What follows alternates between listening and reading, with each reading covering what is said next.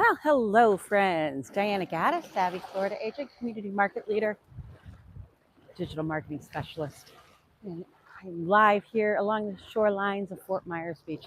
You know, they, we all view a lot of online videos, I think, and try to educate ourselves in the most relentless capacity. Whether that's through our own professional organizations or if it's through reading books, if it's through listening to other experts. And I think one of the things that we have to learn is we have to decide who those experts are, and do we listen to them, or do we just keep plowing through what we are living? So here in Florida, right now the real buzz here in Florida is property insurance. We've had two weather-related issues go through here within a 2-week period of time, because I'm in the lower part of Florida, Fort Myers Beach, Southwest Florida, and it is a beautiful area. And I tell you, it is a place and a blessing to live here. Truly, truly it is. But one of the things that I hear a lot of in the real estate world is property insurance, and how, what is it, 13 to 18% of property owners are choosing not to have certain types of property insurance. Now, what's that mean? Well, I'm going to tell you and share with you what I have seen and what I have experienced firsthand. That some of these property insurance on our Florida homes, quite interesting. If you don't have a mortgage, or then you own the property outright, is it a good idea? I think that's a personal decision. One of the things that's manifested through the past two weather experiences is that the way specifically the way homes are built, the way resort properties are built. If you live or have property on the beach, right on the beach, facing the ocean, what are the chances of having water and weather and hurricane? Well, maybe 5 years ago or 8 years ago, you said, oh, the chances are slim. And now, after living here, and you live through two weather experiences in 1 year within 2-week period of time, and prior to that, we had Hurricane Ian. So we've had, tropical storm. I think it was Tropical Storm Debbie, Hurricane Milton, and in 2022 is Hurricane Ian. And if you lived here through that, your experiences are quite different than others. However, what I find quite fascinating, and I appreciate beach life. I appreciate the property owners. I appreciate everything everybody's had to experience in firsthand. I mean, it is tremendous. It is stressful, and it is par for the course. Truly, par for the course. We are here in an established area that can have some detrimental weather. And with that, repairing our home, repairing our property, that is wonderful if we're able to do it. And to the previous property codes, now if you're repairing your property to the previous property codes, and because your property falls within the guidelines of less than 50% before you have to build to the new codes, then are you expecting a different result from doing the same thing? What is that saying about doing the same thing over and over again and expecting a different result? I don't remember exactly what that saying is, but I know if you're expecting a different result at this point, perhaps it's not reality. And perhaps we have to embrace the new reality that we've all been given. And that changes things, unfortunately. With that change comes a new way of life and a new way of living. And that includes how we view a small town beach community and where that goes from here, unfortunately or fortunately. It depends on where you're sitting. You know, building to code at this point, having property that is elevated, and building for resilience, I think, is the key. Truly building for resilience. So some businesses and nonprofits, as well as some homeowners, have been featured on Sanibel Island that have taken what they learned in the past couple of years, and when rebuilding, they rebuilt their property up, elevated. So if there was a new air conditioning unit being put in, it was elevated. If there are new appliances being put in the kitchen, it's elevated. You know, unfortunately, having a first floor property located in these areas maybe needs to be embraced differently. And maybe that one floor property needs a second floor built up.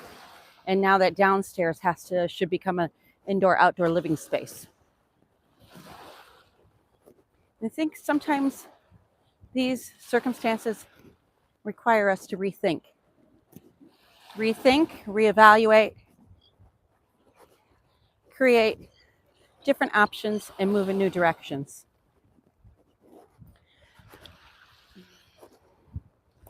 For some of us, that means changing our life completely. For others, it may mean taking what we have and what we have established and moving in a new direction. Going back to property insurance, 13 to 18% of Floridians are not getting the property insurance. And from what I have seen, just from the live experiences, collecting on property insurance, collecting on the insurance that you've paid for coverage is difficult, even when it falls within the guidelines of the policy that you have secured for your property. So preparing for that, again, embracing. It's almost like off-the-grid living, but it's not off-the-grid living because you're living on the grid. However, you have to build for the resilience. You have to prepare for resilience. You have to prepare for weather. And with that, you have to think differently. One has to think differently. So perhaps a first floor residence or first floor property or a one floor property needs to have a second or third floor added to it. And now the first floor becomes an indoor-outdoor living space that provides storage, maybe cover for gathering and grilling, I don't know, outdoor activities, games, because you're in the shade, right? And the space is there. And then you have an elevated space for the living area. And maybe you want 2 additional floors added. Finding how you do that and figuring that out and being creative in how you pursue that is extremely important. So if you have a one floor property or first floor property, perhaps that's something you need to take into consideration. Now, I'm not saying that's a right or wrong answer. I'm just offering a suggestion and a viable opportunity to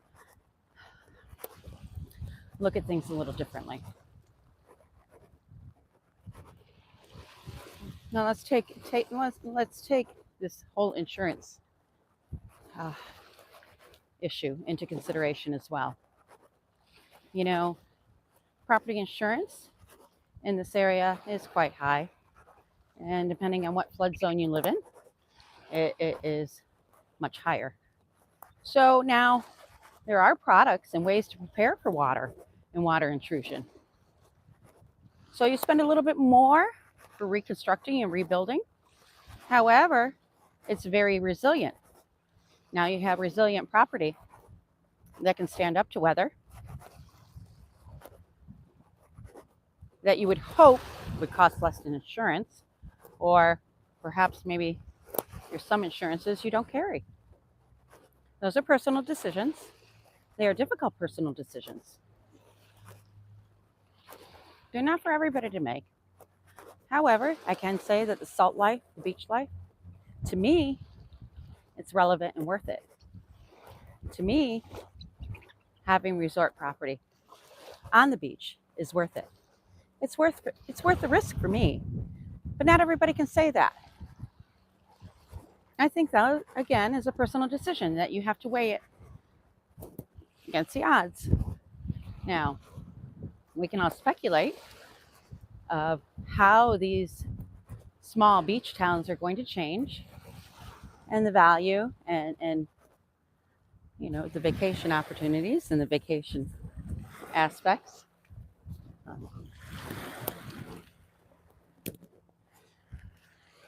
And when we look at that, consider what you're willing to live with. Now, the flip side of that is the return on your investment. What can it produce for you? What can that investment, what can that piece of property, what can that resort property produce for you monetarily? Right? That has value and it's important, and it's a topic to be explored.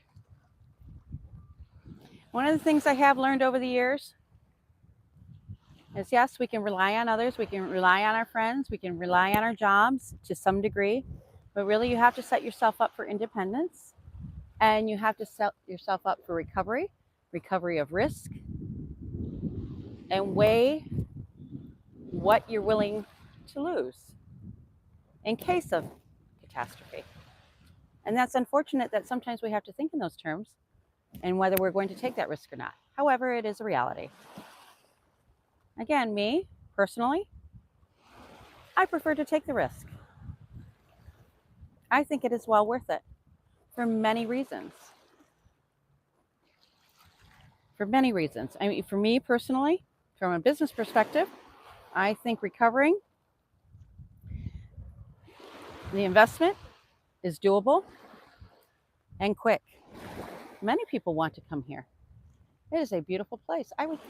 Many people want to be right on the ocean because that is a completely different experience from their everyday life. This is one of the most beautiful places in the world, one of the most beautiful beaches in the world. It's important to protect that.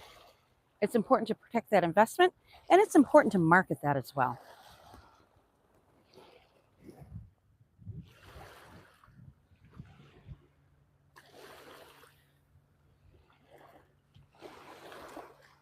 With that opportunity of having an experience that people don't have in their everyday lives, like beachfront living for a vacation, beachfront living for a month or on the short term, it's quite an experience. I can tell you that water has its own level of vibration. And with that, there is healing, especially in salt water. And let's not forget the dolphins. The dolphins also have properties and healing properties with their vibrations and the way that they communicate. So it's all energy. And that energy mixes together to have releases, emotional releases for us humans. You have to embrace that and be willing to release. And there's a process with that.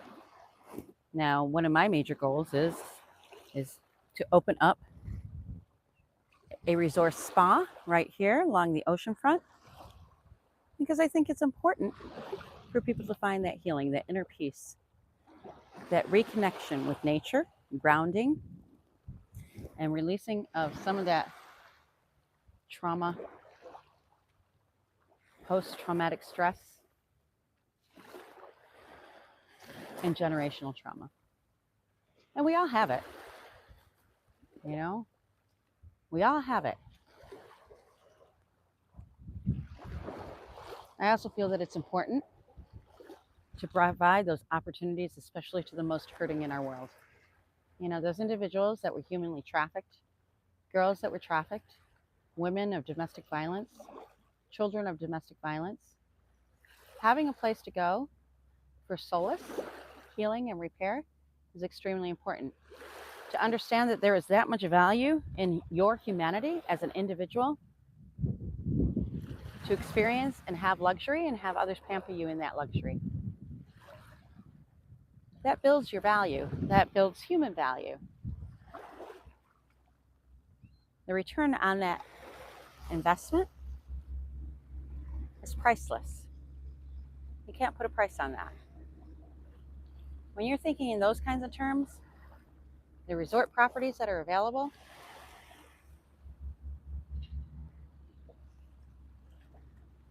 properties that are available to build, lots to build, properties to flip, properties to invest in, it's tremendous because over time, can't guarantee what that rate of return or investment is, but over a 5-year period of time, is it going to be over 12%? Could it be over 12%? Could it be as high as 25%? You be the judge of that. Are you willing to take that risk? I know I am. Give me a call, Diana Gadus, Community Market Leader,